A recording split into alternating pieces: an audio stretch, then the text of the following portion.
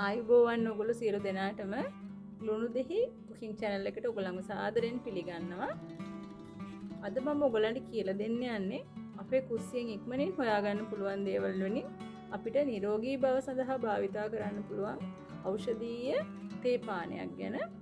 ඉතින් අපි බලමු අපේ මේ ඖෂධීය කුරුඳු තේ එක කොහොමද හදාගන්නේ කියලා. ඒකට මොනවද අවශ්‍ය කරන ද්‍රව්‍ය කියලා.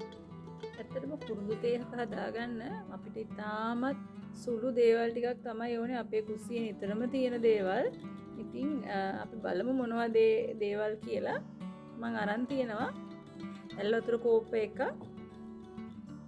අඟලක දෙකක විතර කුරුඳු කෑලි දෙකක් අරන් තියෙනවා. දෙහි ගෙඩියකින් භාගයක් අරන් තියෙනවා. අපි දැන් බලමු කොහොමද මේ කුරුඳු තේ එක හදාගන්නේ කියලා. මේ විදිහට භාජනයක් ලිපේ තියලා අපේ වතුර කෝප්ප එක මේකට එකතු කරනවා. මේ විදිහට එකතු කරලා ඒකටම මේ කුරුඳු කෑල්ල කඩලා මේ විදිහට එකතු කරගෙන වහලා තියෙනවා වතුරේක උතුරනකම්. විනාඩි 3-4ක් යනකොට අපේ මේ වතුරේක පැහෙනවා කුරුඳු කෑල්ලත් එක්කම. දැන් අපිට තියෙන ලිප ඕෆ් කරගෙන මේක අපේ කෝප්පෙට වත් කරගන්න. දැන් මම මේ විදිහට අපේ මේ කුරුඳු තේක මෙහෙම පෙරා ගන්නවා මේ කෝප් එකට. මේ තියෙන උගලන්ට පේන ඇති පාටත් නේ කුරුඳු වල ඒ සාරේ උරාගෙන තේකෙත් ඒ පාට තියෙනවා. මේ තියෙන්නේ. දැන් ඊළඟට මම මේ දෙහි බෑව අරගෙන මේ විදිහට මේකට මේ මිරික ගන්නවා. ඇට වැටෙන්නේ නැති වෙන්න මිරික ගන්න. අපේ කුරුඳු තේක දැන් ලෑස්ති. මේක බොන්න ඕන වෙලාව මම ඔයගලන්ට කියන්නම්. මේක බොන්න ඕනේ අපි රාත්‍රියේ නිින්දට කලින්. ඒ කියන්නේ අපේ රෑ කෑමට පස්සේ අපි රෑට නිදා ගන්න කලින් මේක බොන්න ඕනේ. මේකෙන් තියෙන වාසිය තමයි අපි දවස පුරාම එක එක ආහාර වර්ග ගන්නවා, මේද සහිත ආහාර, ඒ වගේ දේවල් අපි ගන්නවා. ඉතින් අපි මේ තේක බොන එකෙන් අපිට තියෙන වාසිය තමයි මේ මේද දහනය වෙන්න ඉතාමත් උපකාරී වෙනවා මේ තේක.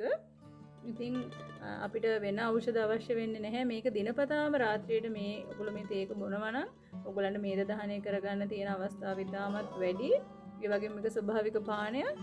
අනිත් එක ලොකු මුදලක් වියදම් වෙන්නේ නැහැ. මොකද අපේ ගෙදර තියෙනම දේවල් වලින් අපි මේක හදාගන්න නිසා. ඇත්තටම කුරුඳු ගැන අපි කතා කරොත් කුරුඳු තේ වලින් පුළුවන් ශරීරයේ තියෙන අනවශ්‍ය මේදේ ඉවත් කරන්න. ඒ වගේම ස්නායු වල බැඳලා තියෙන සමහර මේද තට්ටුත් ඉවත් වෙලා යනවා. ඒවා සමහරක් වෙලාවට එක්සර්සයිස් වලින් හෝ බෙහෙත් වලින් කරන්න බැරි වෙන්නත් පුළුවන්. නමුත් මේ කුරුඳු වලින් එක කරන්න පුළුවන්. ඒක නිසා තමයි අපේ පැරැන්නෝ මේ විදිහට මේ කුරුඳු ඒ වගේ 3-5 වර්ග වලට කරන්නේ. ඇත්තටම සිනමන් ටී කියන එක අපේ රටේ එච්චර අපි ප්‍රසිද්ධියක් උහුලන්නේ නැති වුණාට, අපි වැඩි ඒක ගණන් ගත්තේ නැති වුණාට පිට රටවල් වල ඒ පුද්ගලයන් බොහොම කැමතියි මේ සිනමන් ටී කියන එකට. ඒ වගේම කුරුඳු වල ඉහළ ප්‍රතිෝක්ෂිකාරක ගුණයක් තියෙනවා. ඒක නිසා අපිට අධික රූධිර පීඩනය, ඒ වගේම ආඝාතය වගේ රෝග ඇති වෙන්න හේතු වෙන ඒ සමහර හේතු කාරණා වළක්ව ගන්න පුළුවන් මේ කුරුඳු තේක බිව්වහම.